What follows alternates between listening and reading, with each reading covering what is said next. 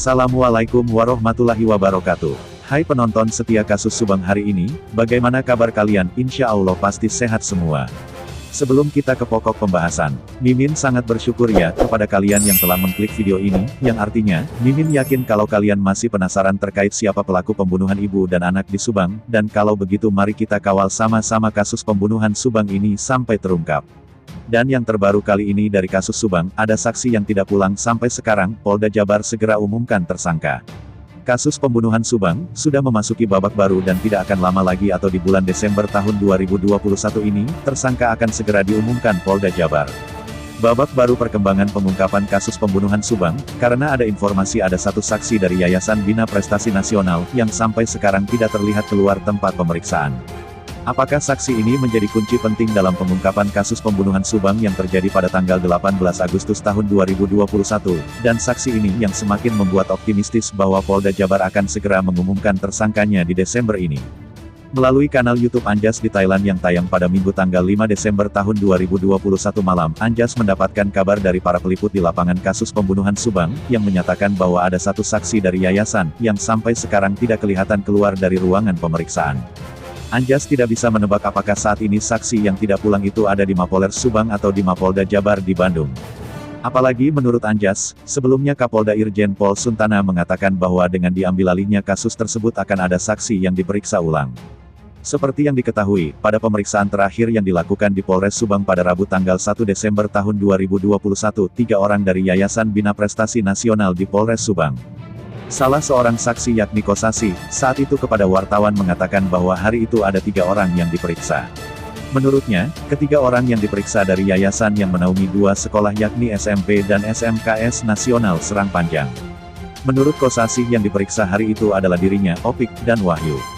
Wartawan yang menunggu pemeriksaan hari itu, hanya berhasil menemui Kosasi dan Opik, itu pun keduanya tidak memberikan banyak informasi soal materi pemeriksaan. Bahkan, Opik saat itu seperti tidak mau diwawancara peliput dan langsung pergi keluar Mapolres Subang. Namun, hari itu tidak ada informasi soal saksi Wahyu yang diperiksa hari itu. Apakah yang dimaksud ada saksi yang tidak pulang sampai hari ini adalah Wahyu? Anjas optimistis di bulan Desember ini tersangka kasus pembunuhan Subang akan diumumkan oleh Polda Jabar. Dari obrolan dengan teman-teman peliput langsung kasus ini, salah satu obrolan melalui Instagram ternyata ada dugaan teman-teman media di minggu terakhir sempat melihat ada sosok dari yayasan yang dilakukan pemeriksaan antara di Polda atau Polres, tutur Anjas. Kayaknya ada satu saksi dari yayasan sampai saat ini tidak keluar setelah ditunggu-tunggu. Apakah keluar sembunyi-sembunyi atau apakah diperiksa intensif sampai menginap di Polda atau di Polres, tuturnya.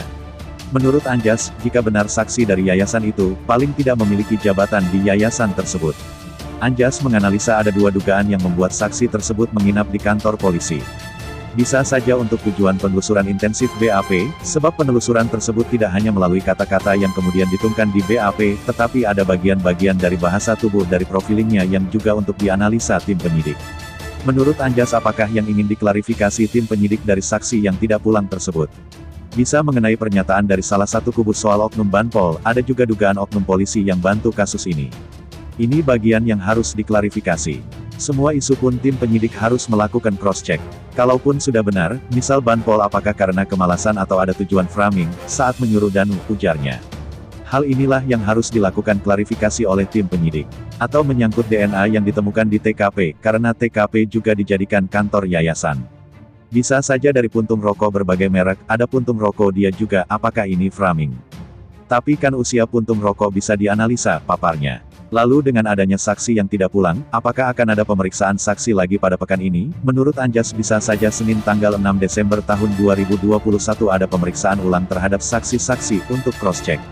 Menurut Anjas, pemeriksaan saksi-saksi yang akan datang tidak lagi bertujuan untuk detail BAP tetapi lebih kepada taktik atau strategi tim penyidik, dengan trik-trik atau pendekatan yang berbeda, guna mengumpulkan data-data yang mereka perlukan. Dan bagaimana menurut kalian? Silahkan tinggalkan komentar kalian semua dan tunggu video-video saya selanjutnya hanya di channel Indonesia Seleb.